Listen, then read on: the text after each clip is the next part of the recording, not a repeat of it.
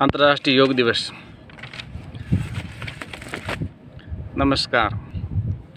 आज मैं आपको बताऊंगा अंतर्राष्ट्रीय योगा दिवस 21 जून 2015 से प्रथम अंतर्राष्ट्रीय योगा दिवस की शुरुआत हुई थी।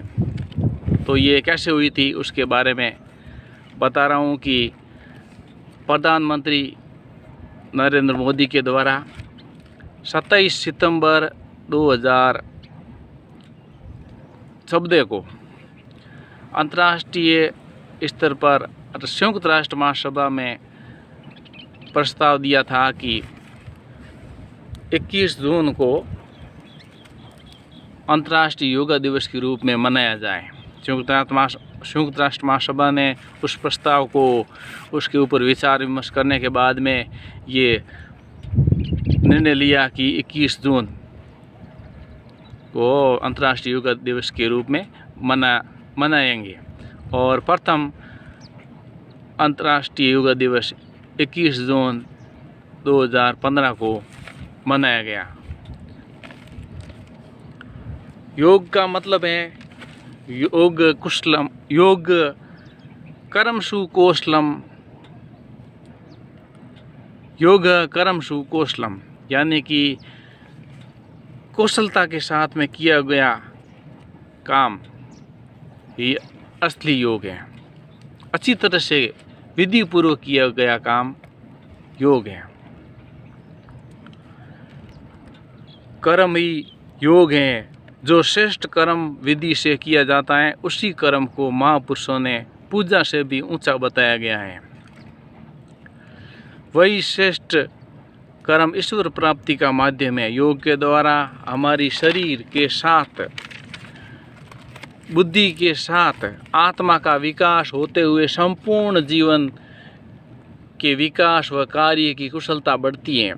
शारीरिक योग हमारे शरीर को, आंतरिक योग हमारी आत्मा को स्वास्थ्य प्रदान करता है। इसलिए तन मन की स्वस्थता योग कहलाती है।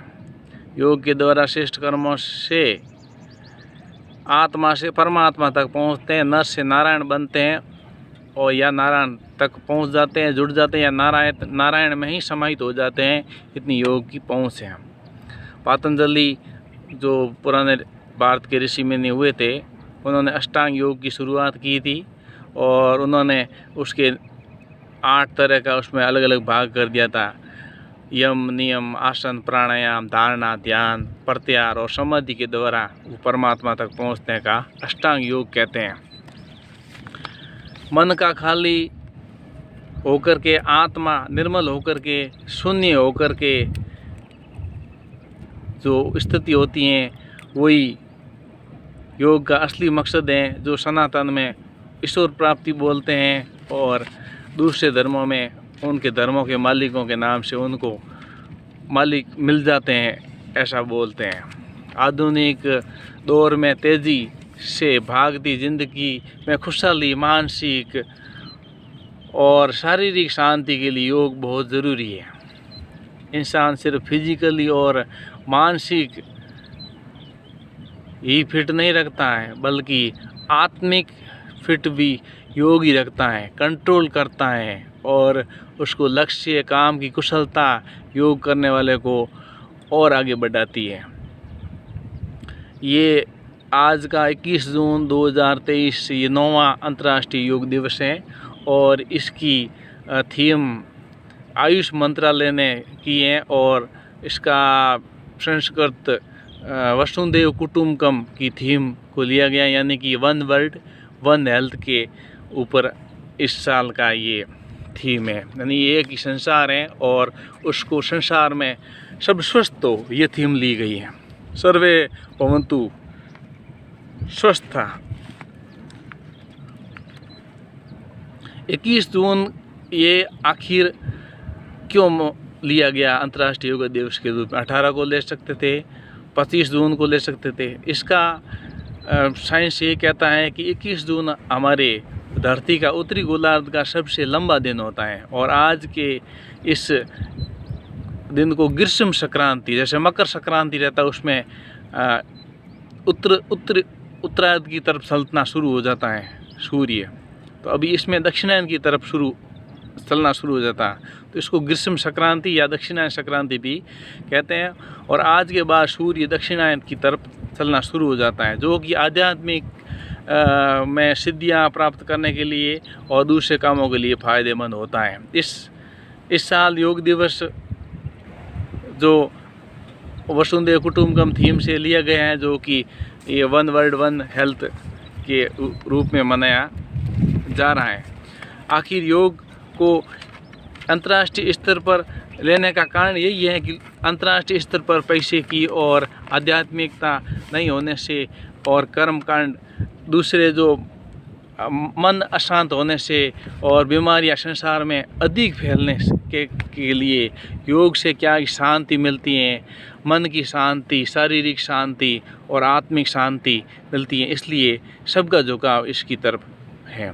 योग किसी धर्म का नहीं है, हालांकि ये सनातन संस्कृति ने इसको और बढ़ावा दिया है और भारत की संस्कृति ने इसको बढ़ावा दिया है, लेकिन ये कोई इसमें सभी धर्मों का आखिर मूल में जो योग है वो योग शून्य होना ही योग होता है।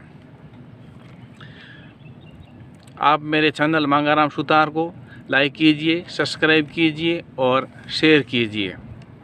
तो आज का ये टॉपिक था अंतर्राष्ट्रीय योग दिवस।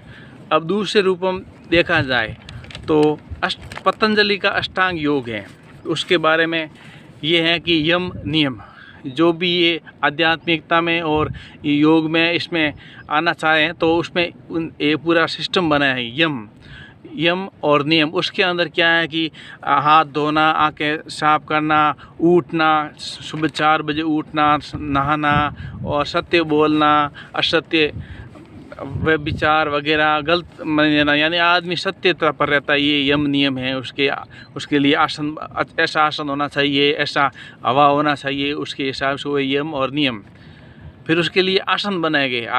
हालांकि आजकल ये अंतर्राष्ट्रीय योग दिवस में आसनों को बहुत महत्व दिया गया है, क्योंकि ये आजकल क्या दिखावा ज़्यादा है, तो आसन को ज़्यादा वरीयता दी गई। आसन में शरीर को बीमारी से बचाने के लिए उसका एक्सरसाइज और योगासन ये सब आसन में आते हैं। जैसे ऐसे कर दिया, ऐसे हाथ हिला लिया, आगे पीछे कर लिया, या ऐसे ऊपर नीचे कर दिया और धीरे धीरे कर लिया, 10 बार कर लिया, ऐसे कर दिया, ऐसे कर लिया, तो ये सब आसन में आ जाते हैं। टेढ़े हो गए, ऊपर कर दिया पैर, ये मतलब 108 तरह के आसन हैं और आप जितना और इसको भी बढ़ा सकते हैं, कोई इसकी सीमा नहीं है।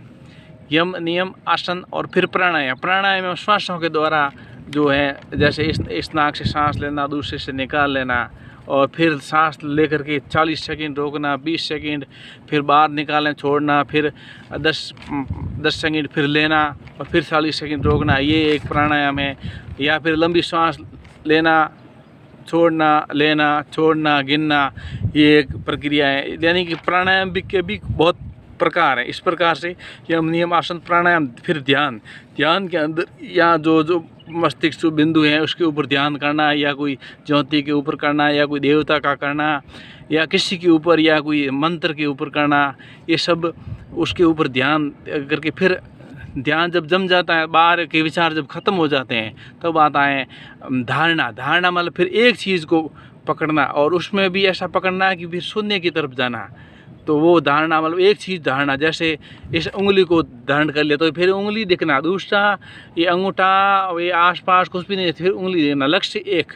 अब मान लो उसमें चाहे राम जी को मानो, कृष्ण जी को मानो, खुदा को, गॉड किसी को मानो, उसको एक लक्ष्य कर दिया, या कुछ नहीं खाली शून्य 0 कर दिया, तो एक धारणा हुई। और जब धारणा की पक्की हो जाती है फिर वो समाधि में चला जाता है। और समाधि में वो स्थिति, जैसे ये उंगली है तो उंगली वो 10 साल तक, जब तक उसका दिमाग में कि भाई इतना देगा कि ये 2 घंटा तक ये समाधि में रहेगा, पहले निर्णय कर ले तो 2 घंटा का या घंटी लग जाता है और फिर 2 घंटा वो समाधि में रहता है। या 4 घंटा अगर घंटी ले लिया, दिमाग सोच लिया कि 4 घंटा समाधि में बैठूंगा, तो ये सब उसमें जैसे घंटी में टाइम सेट करते हैं, ऐसे ही दिमाग में पहले सेट करना पड़ता है, इतने घंटे बैठूंगा, उस हिसाब से समाधि में चलते हैं। इस प्रकार से ऋषि मुनियों का काम होता था। अष्टांग जो ये योग विधि बनाई गई है उसके हिसाब से ये काम होता था। तो योग से शारीरिक, मानसिक और आत्मिक शुद्धि होकर के हम ईश्वर तक पहुंचते हैं, या ईश्वर के पहुंचने के रास्ते तक करीब रहते हैं, ईश्वर में मिल जाते हैं। ये सब आगे जब इसमें बढ़ेंगे तब अपन को मालूम पड़ेगा कि इसमें क्या होता है। आप मेरे चैनल मांगाराम सुतार को लाइक कीजिए, सब्सक्राइब कीजिए और शेयर कीजिए। बहुत बहुत धन्यवाद।